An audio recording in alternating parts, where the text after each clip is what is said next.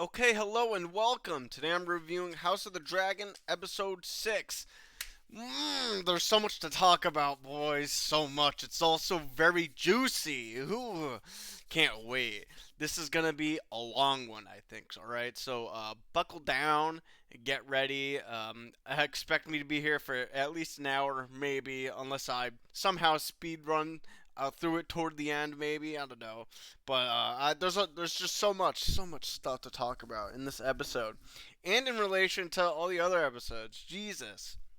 Oh, so I'm gonna talk about a law. I'm gonna talk about at least. I'm gonna talk about episode 5 before I really get like into episode 6, because episode 5, man, my predictions just fucking way off. All right, they were holy shit. Were they? I was I was so wrong about everything. Give me a break. All right, I did not read the books. I thought the show was going in a completely different direction. I was so wrong. Um, and I think that's okay. I think my predictions were fine. If what happened was what gonna happen. But I wasn't upset about what happened in this episode.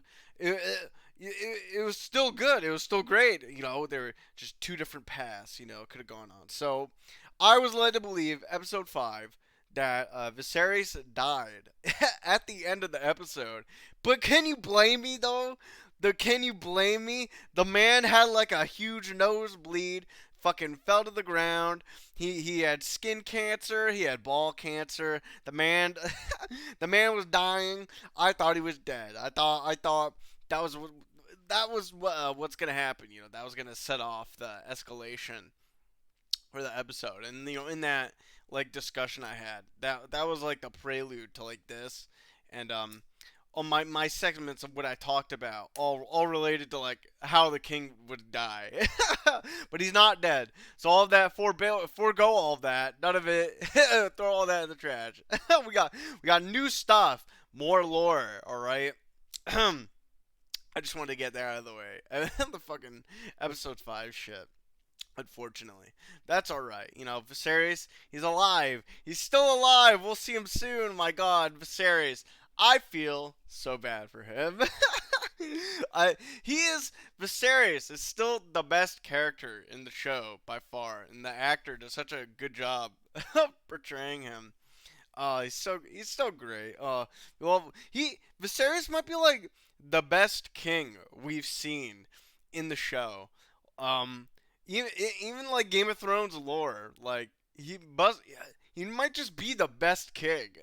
Like he's held a peace for so long, and he's also just a cripple. He's like Bran, I guess, in a different sense. Oh my God, I didn't want to compare those two, not at all. Sorry. All right, we'll get into this episode. If you see this here, I'm on a different website. Um, I have to use this one right now. All right, don't judge me. Okay, it's fine. It all works. It's all right. Oh my God! Except for that occasionally happens. So that'll annoy me just because this website likes pop-ups. I don't know why. Anyway, um, we get into this episode. Bam! Big time skip. All right, here it is. The time skip. I thought this time skip would have came sooner rather than a little bit later. But here we are. We're in the time skip. I'm assuming we're gonna get another time skip after this. But we should like discuss this. All right. Actually, there are a few issues with the time skip.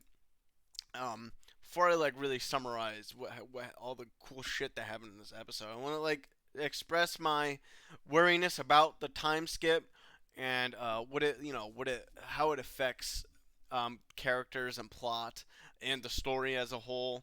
Let's get to it. 10 years is a long time, guys. That's a long time to skip.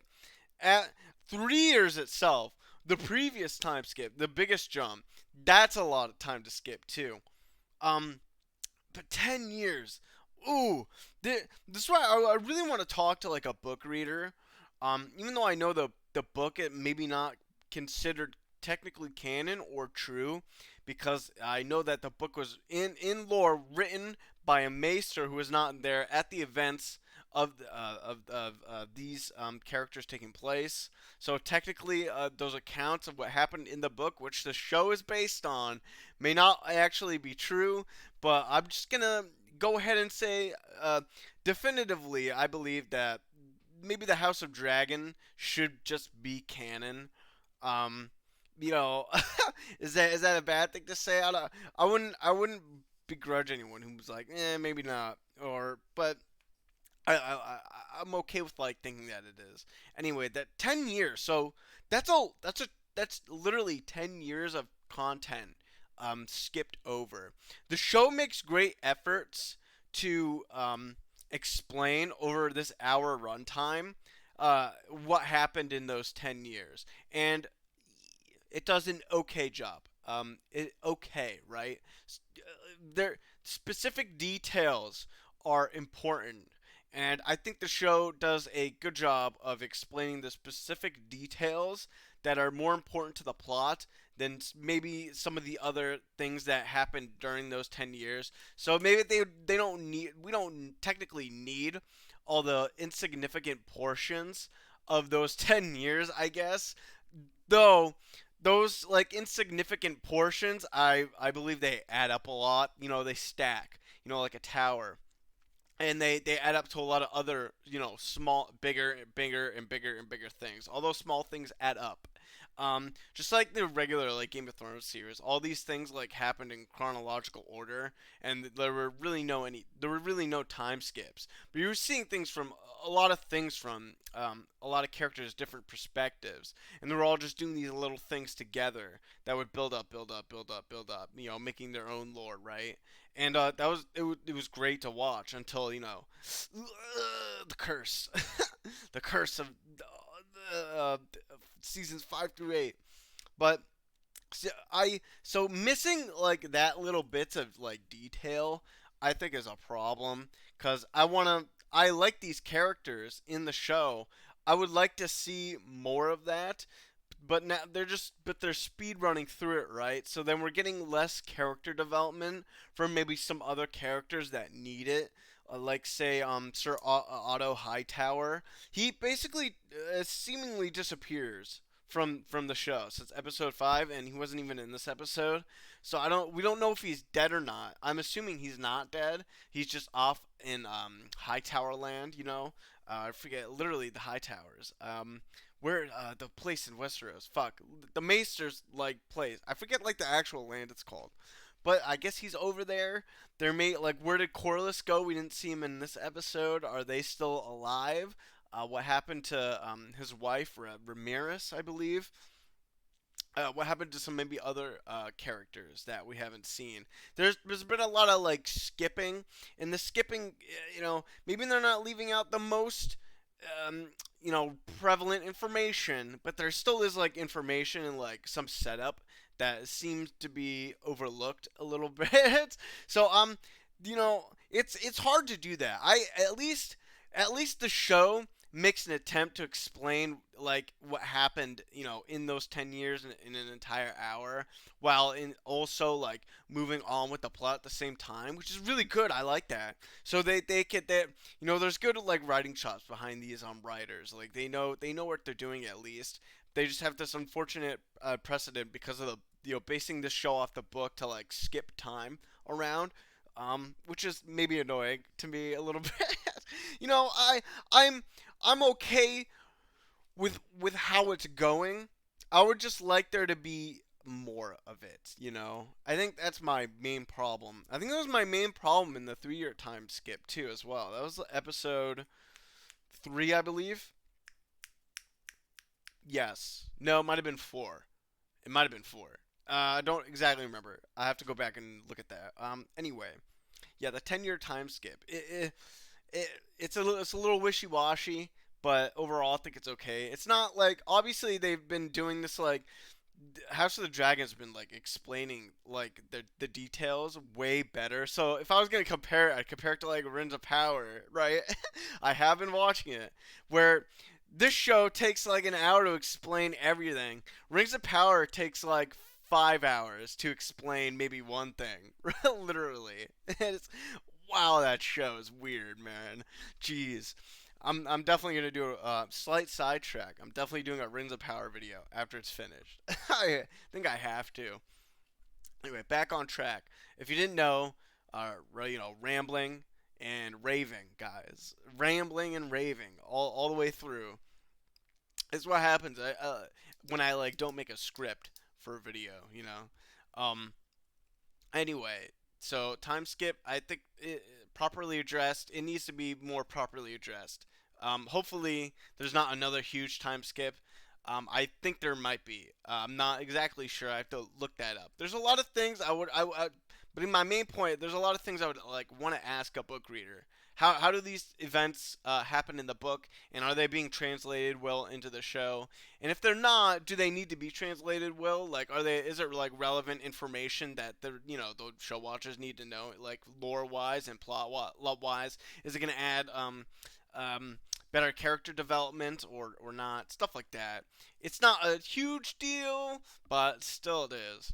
And we'll just like get into brass tacks of the episode now, okay? This is now because it's been 10 years. We finally swapped out the old actors, at least some of them. Mainly Princess Rhaenyra and um, Alicent. We also switched out Laenor, and Laena. Yes, so Laenor Valyrian and Laena Valyrian. They also switched out. Matt Smith did not switch out. Pleasant surprise. Prince Damon is still like his regular self as Matt Smith. That's fine. I'm fine with the switches. It's been 10 years. It's good to see that the people they've at least aged our cast, which is nice. You know, they did it, so that's fine. I We start at the episode. Rhaenyra is giving birth here. This is an intense scene. She's having a lot of trouble here, but she comes at it smoothly. She survives. In a lot of cases, see, there's these fucking pop-ups. I'm sorry. It's whenever I pause it, I don't know why. It just does that. See, it just fucking does it. Crazy. Maybe if I do it here, it won't pop up as much. That's probably why. Um, so Rhaenyra, she's having her. This is her third child now with Laenor, put that in quotes, all right, because it's incredibly important. Now she's been very lucky as a like a person in like this middle-aged era of like television, right? Having three children without dying. Her mom had one child, right, and a miscarriage, and her. So wait, she was her one child. She had two miscarriages, I think, and then they killed her when they took the baby out, and then the baby died. she, so childbirth is a hugely messy thing in this world, and there's just this one line that was like weird. It'll come up soon where Laenor's like, "Oh, I wouldn't want to be a woman. How was your birthing? Was it okay? You tired?" She's like hobbling around. She's like fucking not doing so well. It's like, "Well, I've been stabbed before." It was just weird dialogue between that. I didn't really understand it. Um, Almost like they're trying to compare getting stabbed to giving birth, but you wouldn't want to get stabbed because Laenor got stabbed, in war. You want to be in war. I don't know if these things are comparable. It's a shitty time and place, to be in the Middle Ages. Men are dying and killing each other, and the women are keep giving birth to make more men to keep dying and killing each other. It's not a great time for everybody. Sanitation wasn't a thing. They didn't have fucking porta potties or sewers or septic tanks. Or some of the that's not us. Well, some of them had sewers, not good sewers though. They didn't have like proper bathrooms. People didn't get clean and have proper food. Healthy food, sanitary food. It's just not a good place for anyone. Not just like birthing moms or soldiers on the field of battle. Anyway, through this, immediately after her son, so would be her third son. I mentioned that Rhaenyra is still heir to the throne. Still, so Viserys is alive. She is still heir to the throne. At the end of the episode, though, it seems that King Viserys is still alive, though. So I there's gonna be a fight for sure. We're getting into like the high point of the show. Um, it's not over yet, but it will happen. We get a, a call here immediately after her third son is born. She gets called like Queen Alicent wants to see her child. It's like, whoa, okay. In this episode, oh my god, this is the point of like the 10-year time skip too. Allison has just like taken over the reins. I'm talking before I'm like actually showing it, but that, that's okay. I'll get back into it later. Queen Allison has really just like, she's not a puppet anymore.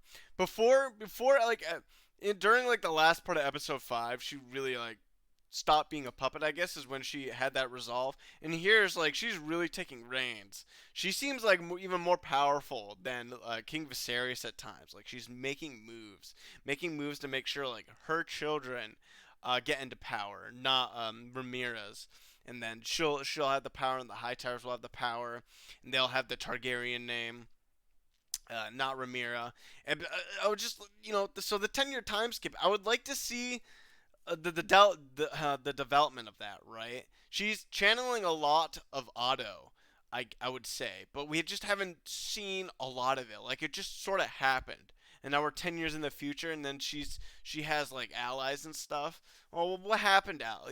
During that time, what were you doing? I want to know that. That would help me believe that like you're sort of no longer a puppet. You're trying to take the reins and take control of your life and your kids' lives and gain power. That's important. That's very important to me. But we don't really get much of it. But we get like her personality in this episode.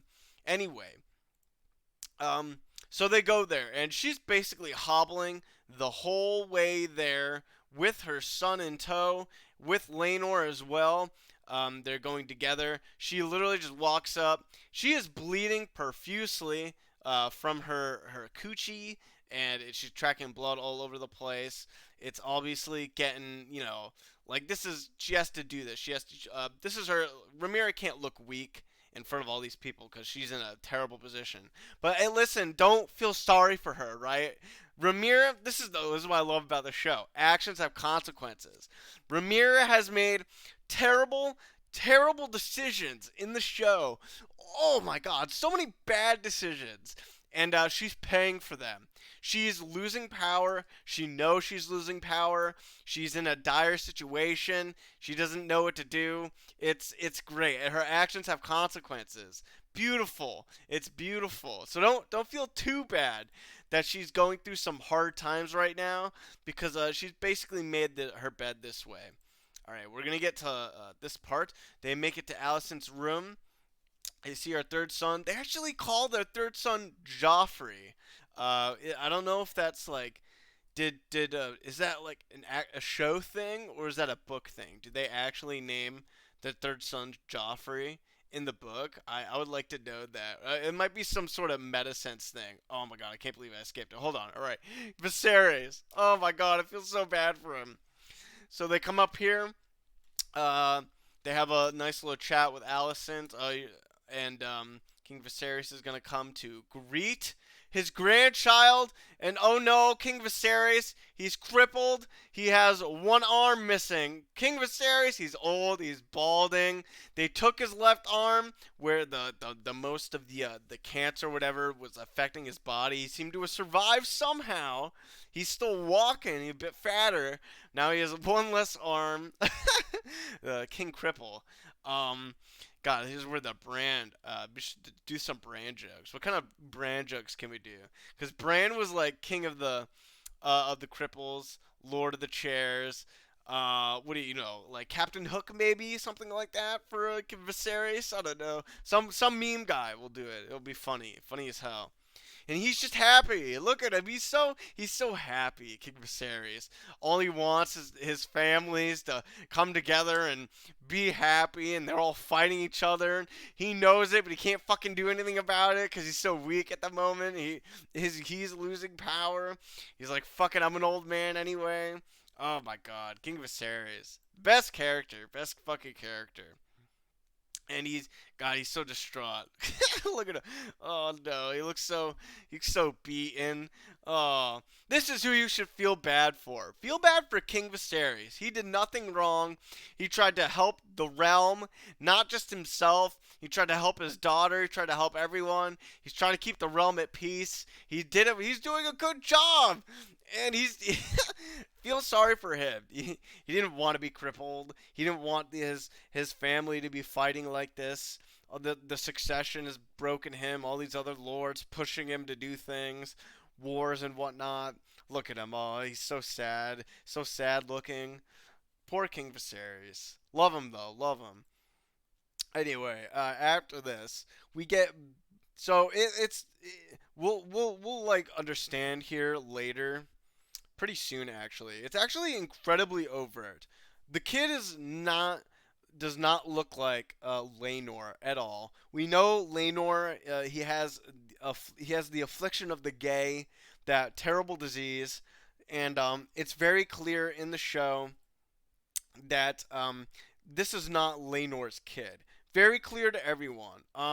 Believe in the book. This is why I think some people were maybe upset about like the color change of the Valerians. And this might have been what the show wanted, because in the books, right, the Valerians, they look like the Targaryens. They're very like cousins basically, and they look the same, and that's they interbreed a lot. But now they look very distinct, right? The Valerians from the Targaryens in the show. But I guess that just makes you know Laenor's son here not being his son just so much more overt to like everyone in King's Landing that oh no, like their children are bastards basically. but it, but it so it's so obvious to everyone, I guess. And that it's clearly like and maybe in the books it wasn't as obvious, so there was some like speculation or plausible deniability. Love that word. There's plausible deniability that those Rhaenyra's kids were at least Laenor's. We don't have that here, so it's just so everyone knows it. I'm okay with this decision. That it's like this is how you would equate it to. You go out with a friend, you're with your friend group, and your one friend acts like super belligerent, like say at a party or whatever, right? No one has the guts to tell him, listen, stop it, because he's just being belligerent. We all know he's belligerent, but he's our friend, so we can't stop him. that's that's how I would equate it to like the relationship between everyone knows, but no one wants to be that guy, right? No one wants to be the guy to tell him to stop. you're, you're gonna cause a problem, right? It's gonna cause a cataclysmic problem. Obviously, that analogy may not be like super fucking comparable to the predicament here, but I think hopefully you get the point. No one wants to be the guy that like tells the king, listen, that's not your grandson's a bastard. This isn't Laenor's kid. Jesus. Ugh, but it's so funny, right? It's so funny. And during their nice little talk here, we get another nice little oh my god. By far, I think the sickest burn right here. Jesus, I just went through it. Oh no, go back. I'm so sorry. Go back a little bit. Right there. We get by far the sickest burn in the series and possibly Game of Thrones. She just Allison just comes up to Laenor holding his fake child, which he knows it's not his because he hasn't had sex with Rhaenyra.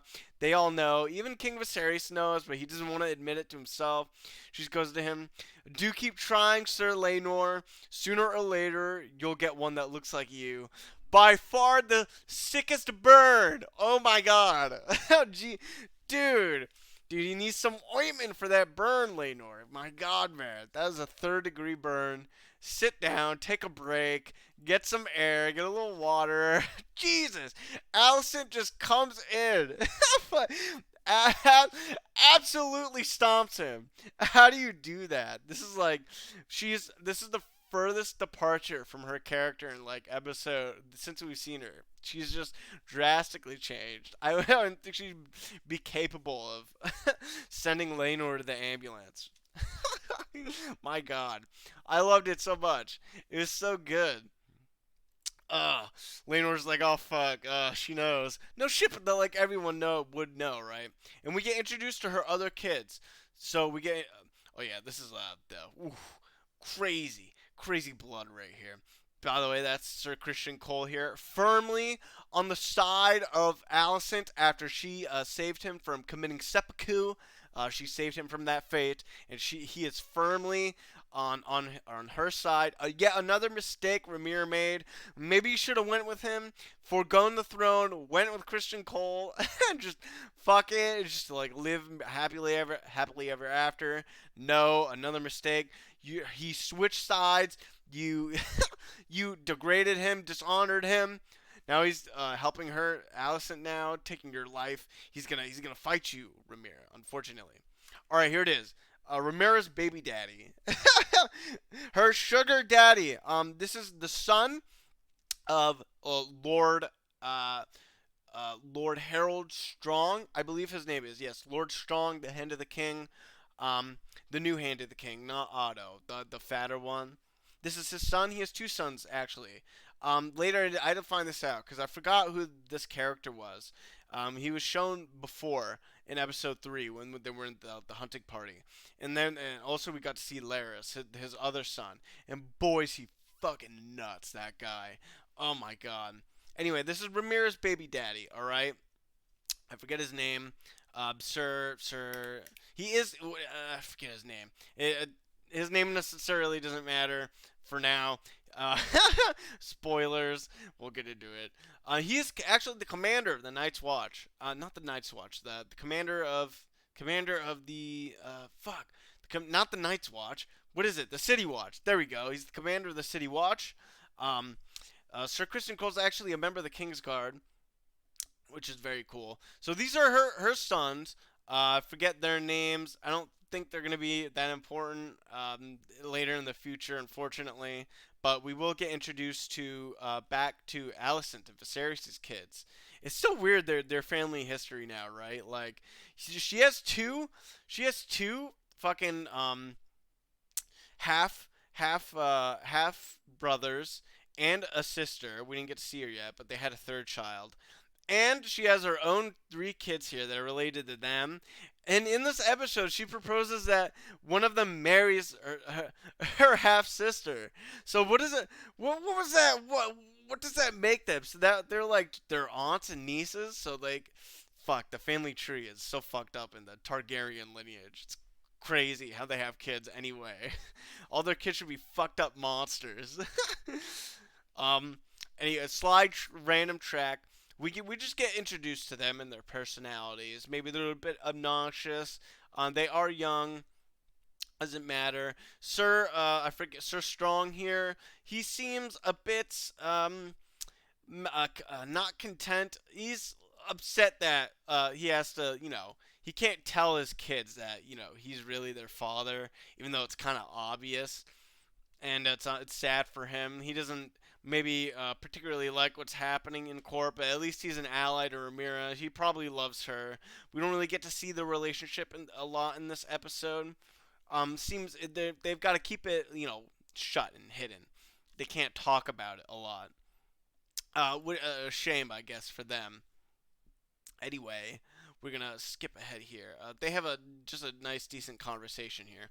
This is a cool scene. We actually get to see the dragon pit. It is very cool. Here it is. It's very dark, ominous. I'd feel and once you go there, we do get to see down lower. We get to see down lower more of the dragons, but it's cool. We get to see the dragon pit. And we get to see finally an older side of Aegon and Aemond. That's not that was Aemond. It's not in these Aegon and Aemond. They aren't the same Aegon and Aemond that we know from Game of Thrones. They're different. That Aegon from Game of Thrones was Aegon the Fifth, I believe. Yes, and Aemon and it's not Aemond, it's Aemond. So with a D. So the one we're seeing here is the one. It's Aemond, the one with the D. You're a little confusing because their names sound the same. That's Aegon. That's Aemond.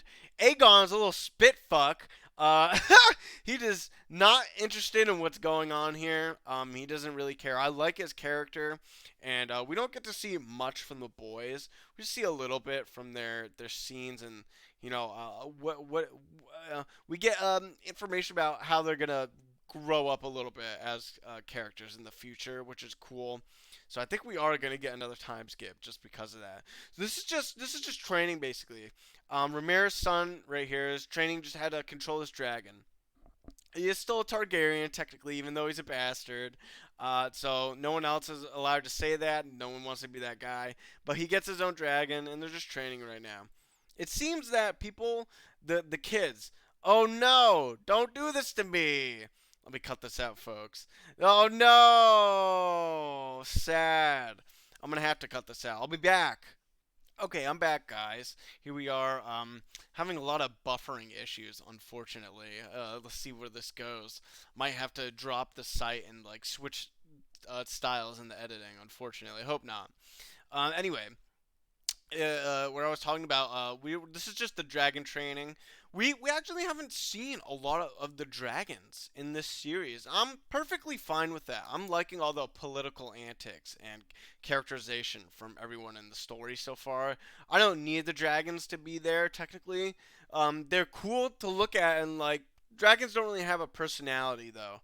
They're just they're fucking monsters basically. But they're being controlled. There is one instance of the dragon doing something really like they seem to have some sort of, oh my god, they think at least they like a dog would, right? Like they look at their master like a dog would, and we get that later in this episode. We'll talk about it when it happens. Anyway, the dragons not the biggest thing in the series. They're okay. I like them obviously, but I don't need them or around every fucking second. It's all right. We get a nice little scene here where the boys basically pick on Aemond because he doesn't have a dragon, so they make fun of him, so they give him a pig. Aegon is a little asshole to even his brother, right? They're just playing pranks on him. Aegon is like that asshole. He doesn't care about the throne, and he doesn't care about really anything but partying. He wants to catch girls, get laid, fucking get drunk. He wants to party. He's the party man. But it seems like after this episode, his mother might have pushed that out of him because she gave him the what's what. We're gonna get into that soon when we see him go. We're gonna see, we're gonna we're gonna have to skip it because I don't want to get fucking demonetized. All right, I know exactly what the time code is too. So, so it's a nice. We get more personality from the boys and seeing how these personalities are gonna evolve in the future, most likely. Aemond is the most curious, it seems, about the dragons. He's a little obsessed with them. He actually goes down further into the dragon pit to meet one of the dragons. Now, I'm not sure which dragon this is exactly that he meets because it's a really dark scene and it's hard to make out. I'm assuming it's Rhaenyra's dragon, and it has to be Rhaenyra's dragon. Um, God, it's just so dark. I can't tell. Toggle light, will that help? No, doesn't really do much. But you see the big dragon there. I'm just gonna assume it's Rhaenyra, because who else could it be? It could be Laenor's. That could be Laenor's dragon. Anyway, that's not important. He just gets scared a little bit, and Aemond goes to. Oh, there's I forget her name. Fuck. So Alicent's third. That's the daughter. She doesn't particularly matter, I don't think, in this series so far. We didn't get really anything from her in this scene that she was in. But Aemond goes to complain to mommy that my brother is being a jerky turkey, and he's being a big baby about it. We gotta skip this. We have to. We get a scene. Hold on. Might have to. Oh no, we can't skip this scene. This is the other part of this show, dude. Look at Viserys. He's just so happy working on his fucking like giant diorama of the city. Look at him. He's working here with his friend or whoever this guy is. He's just been here for 10 years, guys, with one arm. Like, oh, fuck it, I'll just make this thing. You guys do other stuff. Good luck. Don't destroy the realm. Sorry. I I feel so bad for him. Look, he's just trying his best. He's doing his best. He's doing all he could, guys. It's all he ever could. And his diorama is looking pretty fucking nasty. It's massive. It looks super detailed too. We get a super important conversation here. I love it. a lot. It's written extremely well. So characters, and the show does it more than once too. This is just the first time it's done it, where characters will create an analogy about a situation they're having, um, as to not be like overt about like the other situation. So, but then like the character they're talking to will retort with another analogy that'll just break theirs, absolutely destroy them. And then they're like, "Oh shit, you got me. I got nothing else to say," which is basically what happens here, where King Viserys makes an analogy about his mare or horse, a female horse, running away, and a stallion following him and falling on him. And they're two different colored stallions. They make a different colored stallion from them, completely different. Um, it's like things happen in nature, and it's a mystery, and it can happen. But Alicent retorts with, "Well, did you see them? Fuck. Did you see the stallion mount? That mare? Did you see it though? Like, did you have proof?" Like, it's like, and King Viserys is like, "Shit, woman, please let it go." Like, he just wants everyone to be happy. He doesn't want all this fighting. He doesn't want his wife and his daughter to have this fucking succession war. He doesn't want these people to like fight and kill each other. He just wants everyone to get along. It's like, damn it, women. It's really funny. I love Viserys. He's doing such a good job. Actors do a really good job. Just another one, the technical aspects of the show. I haven't really gone into them a lot. It's just another slight ramble before I move on with the plot of the episode. The technical aspects and the way like the scenes are shot and how they flow, executed almost perfectly. Super understandable. So, oh god, the way, and it's beautiful too. Just the scenes they're making. I mean, HBO is hitting it off. Totally, they've got this shit on lock. I mean, they've been doing this for a long time. They know exactly what they're fucking doing. They really do. I guess Dumb and Dumber just aren't like in the picture of this series at all, which is a huge plus for this show. Uh, Absolutely amazing. It just makes it all the more better when we get like brilliant like character scenes and overviews of like the scenery of like the buildings and castles and the dragons flying, stuff like that. Massively beautiful. Loved it all. So I love the dialogue and the writing in the show. It's just it again. So the analogy example. It's just creating like beautiful characterization for our characters together, and it's fucking amazing. You couldn't get better than that, and that's all you need. All right. So this is the part I have to skip this part. Um, Unfortunately, I do not want to get monetized. Let's see it. Okay, we can go back a little bit. Let's hope we don't. We go back a little bit again. Let's go back a little bit again. There he is. Okay, that's maybe an okay scene. We can't see anything. This is when I'm gonna do this really fast. Don't want to get demonetized. Um, this is when Alicent catches Aegon doing a little spunky. He's literally out like of a window. He didn't give a shit. um, and she comes to him like, "You gotta stop fooling around, Aegon, because you're in a precarious position where your half sister can kill you, and you can't. You might have to want to start thinking about becoming king, right? So you don't die." That's basically what this conversation is. So this conversation between them, I assume, is gonna like put Aegon on the path to a more serious side of himself that we don't see in this episode yet. Um, we're gonna so that'll develop. Hopefully we don't get a huge time skip where we have to see that. But this is I believe that is what's gonna happen, and this is the scene that is explaining it right now. Like, yes, Alicent is pushing him to be more serious. So if we do see him later as an adult and he's more serious and less like fucking around girls and everything and just fucking around with his brother, that this will be the reason. It's okay. It's fine. I would like to see more of that development, though. I want to see more of it. It's the show is so good. I just want more, right? It's like old Game of Thrones. You want more of that stuff. All right, here we go. The dragons here. We get more flying shots. We get nice like flying shots of our dragons and the scenery. this is where Damon is now. So Damon's role, I thought was, again, I didn't talk about Damon in the beginning. I'm so sorry.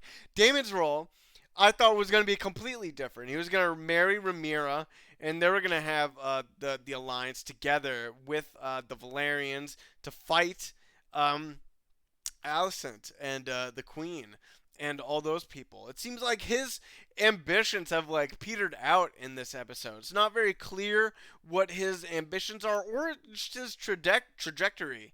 And like what does he want? We don't really still don't really know. Prince Daemon is still a cool character though. Like uh maybe it's just like the way Matt Smith acts the way he does like playing him and the way he moves, the way he talks. Prince Daemon is just a bit confusing. So this is he marries Lena, Valerian, Laenor's sister, and so that happened. Okay, Viserys signed off on that, and it seems they've just been in Pentos for a bit, and they've been chilling here. But they have two children now, and a third children out of the way. I think that's Baela. They have two daughters, and another one on the way, and they've just been chilling in Pentos. They actually get a weird scene here where we get the Triarchy is back, and they're working with the Martells from Dorne, and they want Prince Daemon on the side because they have dragons, and maybe they want to bolster their forces to see if they can take over Westeros, basically, and then put Daemon in line and fuck off the Queen, fuck off Rhaenyra. But it's not clear what Daemon wants. We know what Lina wants. Lina's like, no, we shouldn't maybe do this. I want to go. She wants to go back to her home, and Dreadmont, I believe is the name, where the stepstones are back on the sea. She wants to go back there and have her child. But Damon's not really sure. It seems he's been like demotivated. He doesn't really want all this succession stuff. Basically the Pentos people offered to like just give him money and lavishes to like do these things for him, and he's like, oh, maybe I guess I'll entertain it. It's not clear whether he actually wants to overthrow the throne anymore. I have no idea where this is gonna head. By the way, I don't even want to make any like actual predictions. How Daemon is gonna come back into the show in any way. Irrelevantly, right? Like he's not technically relevant, but he still has a dragon, right? He doesn't have an army, but he has a dragon, and he has Lena, and he has her dragon with her, and he's got two daughters and maybe another dragon egg. I believe yes, actually he does. That could hatch, and he'll have another dragon. So he has there's something here, but it doesn't seem like it's actually going anywhere. So I don't know. Damon's a mystery to me. He seems actually to love Lena, which I did not expect, and Lena actually seems to love him too. Not unlike Alicent. Alicent doesn't actually love Viserys, right? The relationships between the love in these characters aren't actually clear at all points. Maybe none of them love each other, and they're all just still trying to gain power, and that's all that they all want. Just like Game of Thrones, but there are people that loved each other in Game of Thrones. Like they're very overt about it. This show's not so overt about it, which it's okay. Daemon. So this just the struggle with Daemon. Um, it's not particularly relevant to much of the plot here. This is a good scene. This is just the tension scene. This is Strong, Lord Strong, Sir the other Strong, his son, the commander of the Night's Watch is actually here. This is a nice tension scene where the boys train together, all the boys. So Alicent's brothers and no God, Alicent's sons and Ramirez's sons are all training together. Sir Cole's here training them. He is obviously favoring uh, Alicent's boys. He's with their team. That's fine. He treats them a bit differently. And they're all fighting together. And there's the real tension building scene here. We an actual fight breaks out. There's some choice words between again, I keep forgetting his name. Jairus, I think. Jairus Strong. Yes, Jairus Strong, because his brother is Laris. And they're just having a spat here. These two end up fighting, and it seems like the conflict is just building ever more. And it's gonna take precedent later in the future at some point. Things are building. Viserys isn't happy about it. Uh, Basically, Jairus just beats the shit out of Sir Cole here, knocks him on the floor. He kind of lets it happen, right? He made a comment about the boys being his son, but the insults, throwing insults around, creating chaos. It's a great scene. That's lots of tension. He gets a little too mad. In fact, he actually gets so mad that later, his father doesn't want to be hand. He relinquishes himself from being hand. Sir Lord Strong has been like the most honorable person in the show. He's been like almost Ned in his honor. His son has dishonored him and Viserys in his presence. So he wants to relinquish his hand clip. Viserys doesn't let him know. Well, I'm kind of skipping some stuff here. There's more stuff that happens between that. Oh no! Don't buffer, please. This is where we get a nice conversation, just overtly between them. You're making things worse, son. We can't have this. I know those are your kids, but we can't let them know. This is an affront to our honor. We can't be doing this stuff. Bad stuff. Bad shit's happening. Ramirez eavesdropping basically on their conversation. Okay, I'm back. Sorry, guys. This buffering is being annoying. We go back to Damon. He's having another nice, sweet scene here. There was another scene where Lenore was talking with Ramira. In between that, they were just like, Lenore, you gotta do your duty and put a baby in me. Things are getting fucking nuts. Like, you haven't been doing your duty. Well, Ramira, you shouldn't have been fucking around in the first place. Literally making heirs, literally just making bastards, not giving a shit. You've been making tons of bad decisions since, like, the start of, this whole debacle. And you gotta lie in the bed you're making, alright, Ramira, you little bitch? Anyway, we're back into Damon here. He's trying to have a sweet conversation here with Lena because they don't know what to do. This scene escalates though into the birthing scene. I don't think it actually happens yet. No. All right. This is where in the small council meeting they're just talking about problems. They're talking about the triarchy coming back and the Dornish and how they might be betraying the crown at the moment. There hasn't been a lot of talk about the North or the Iron Islands or the Tyrells, or there's been some talk about the Baratheons, and there's a Lannister on the small council now, but there hasn't been a lot of talk about that stuff. I get it just hasn't been causing trouble, I guess.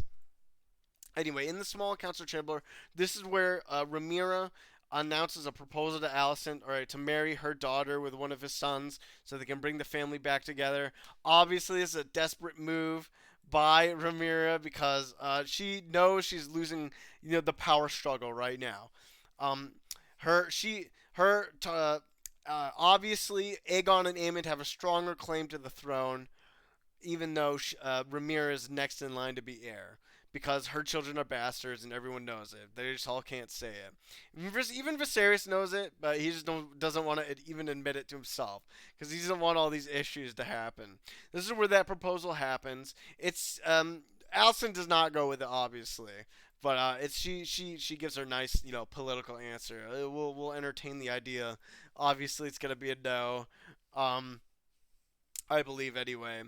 It's a nice scene of desperation from Rhaenyra and her stance in the world. And Viserys is like, yo, we should do this. Why not? Fuck it, let's do this. This is where Sir Lord Strong tries to advocate his pin, for what his son did, and the darkness is creeping up on him, but he doesn't want to tell him. He does not want to be the guy that tells Viserys that yes, your grandsons are bastards. So he doesn't give up the throne, but he's gonna go to Harrenhal with his son and just take him there basically and watch him there, Harrenhal. A lot of stuff happens there. I am now sort of speed running it. This is We just get more. Listen, guys, there's more great dialogue between characters.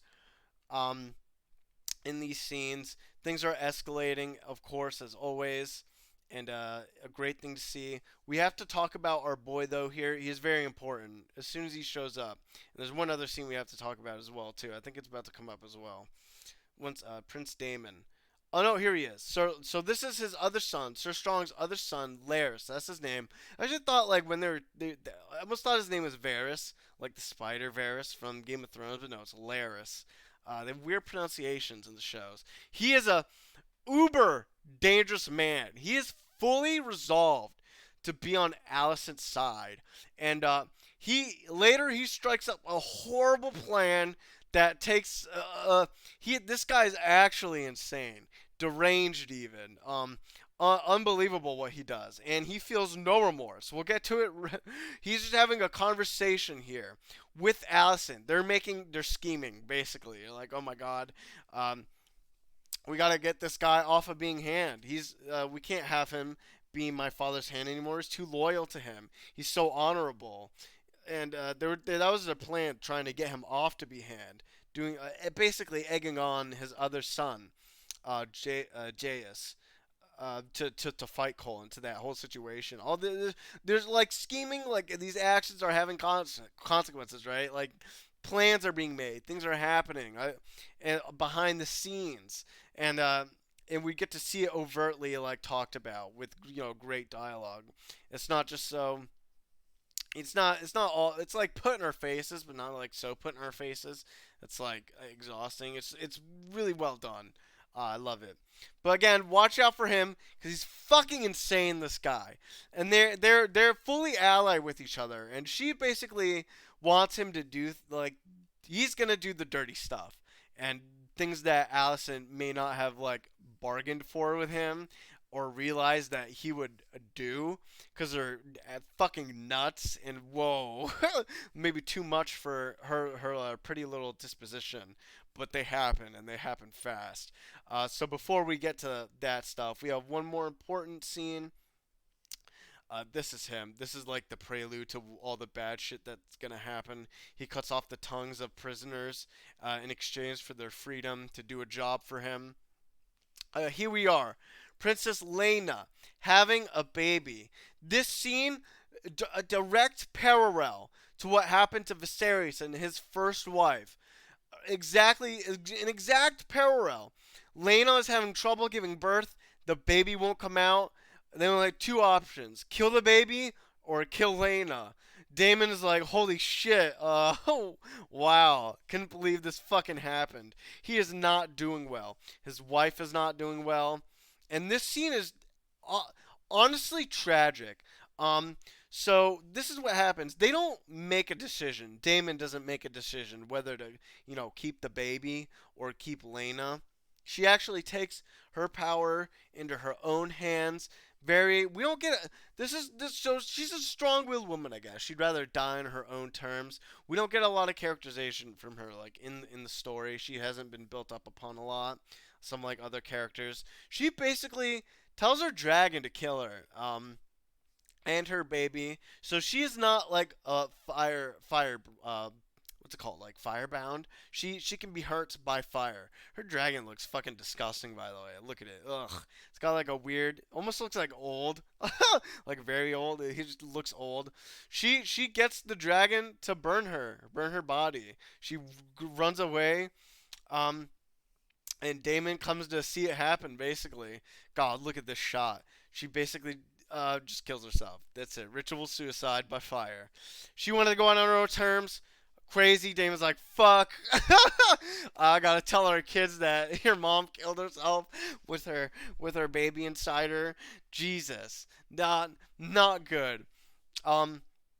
So yeah, the whole scene was just a cool direct parallel to what happened with in the first episode when we saw like King Damon make fun of Viserys for what happened to his wife and his daughter, and like, oh my God, this is the thing. But like, I believe Damon's just been so demotivated. Like, what's he gonna do after this? Now his wife's dead. Well, I guess maybe he's gonna ally himself with the Triarchy and Dorne, and maybe they will take over or try and take over Westeros. That could be a thing. Maybe he's gonna ally himself with the king and just get rid of Rhaenyra. It's a tough situation. I'm not. I have no idea what he's gonna do. But I'm not. I don't want to predict anything. Uh, wherever the story goes, I'm sure it'll be fine. Hopefully, the show's doing a good job of keeping me interested, as well as like keeping the lore intact and everything. The entertainment value, it's not bad. The dialogue's good. The plot's good. Fuck, it's doing such a good job. This is I'll talk about this scene too. This is a scene where, all right, he's going to Harrenhal with his father. The kids are basically are like, you're our dad, right? We're bastards. They don't say that to him. With the oldest one does to Rhaenyra. She's like, no, you're Targaryen. She lies, of course. Obviously, the kids know. Everyone's gonna know. It's gonna be the breaking point eventually. I think where we get like in the lore of Game of Thrones, the fight at Harrenhal where all those people die. That's probably in the dragon burns it all away. However that happens, I'm not exactly sure because I don't remember. Um, but that's it with that. We're gonna get to our crazy scene now. Oh, I guess they flee. At this point, Rhaenyra flees. He's like, okay, take all our soldiers we can. Laenor, come with me. We're leaving to Dragonstone. Things are heating up here. We can't be here anymore. Um, it's seeming like I'm hoping there's gonna be. I want the apex of the conflict. It's been, oh my god, the show's just been fucking teasing me for 6 episodes, right? That I have like the most massive blue balls ever. Uh, but like the teasing this is so good. Oh god, it's like Hellraiser, right? Too much pleasure will spoil the pain. Oh, the pain of my nuts, man. Um, once it finally happens, the climax, oh god, it'll be epic. Hopefully they don't fuck it up. Now, at this point, Ramirez taking what allies she has, all the swords she can, her dragons, her sons, Laenor. They're going to Dragonstone, and they're gonna figure out, I guess, a way to fight back, maybe, or conspire somehow. So this is the horrible shit that happens. Okay. Um. Oh my god, the buffering. So Laris hires those brigands, basically cuts off their tongues. They're burning down Harrenhal and all these people inside. He basically kills his brother and attempts to kill his father. It's not exactly clear at the end if Sir Lord Strong is alive. I'm gonna assume he is alive, but if he is dead, then Laris here just killed his father and brother, had no remorse for it, and Queen Alicent is maybe not too happy about what happened. All right, she is a little freaked out by Laris and his resolve about what he did. This is a scene where he tells their this is Damon tells their kids that their mom basically killed himself. This is it. Laris is like, yes, I did it. I'm with you. Let's do this. That was the moment. We're escalating our plans. It seems like, and you will reward me eventually. Fucking Laris is like scheming his own shit, trying to maybe become hand of some kind. Doing some weird shit. God, it's so good. Alicent's like a little distraught about crazy Laris here. She's bargained too much. She's this is more than what she bargained for. That's the phrase. Sorry. God, that's pretty much the end of the episode. I think. Woo! That was a long time talking, guys. God, man, I love this episode. Great. The 10-year time skip a little too much, I think. Overall, though, what our characters are doing and what's happening in the plot of the story, amazing. Simply amazing. I'm super excited for the rest of this series. I so praying it doesn't get fucked up, right? Just pray it doesn't get ruined. Ugh. They can make, if this doesn't get ruined, who knows how many other spin-offs they could do, right? How many great spin-offs of Game of Thrones we can have? How many more series could we do before like it gets stale and bad again, right? Anyway, I hope you enjoyed this talk. Uh, um, Technical aspects of the show, great. Just my final thoughts for this episode. I love the development between Viserys and what's happening between the struggle between how he is and the struggle between his queen, his wife, and his daughter. I like what's happening with Damon. He seems to be at odds, less ambitious, demotivated. Maybe after his wife's death, he's going to be remotivated and take up with the Triarchy and try and fight the crown. I like the development of our crazy character, Sir Jairus here, Sir Laris, I mean, what's happening there. The future character development of our characters of Aegon and Aemond and how they're gonna play out and what their role in the story. So many things going on. So many underlining like plot threads and uh, uh, subtext between lines and dialogues and characters. Everything you want from a good long running show. This is it, boys. Great stuff. I love it so much. All right, but this review's over. This rant's over. Whew, long time. All right, okay. You guys have a good day. See ya.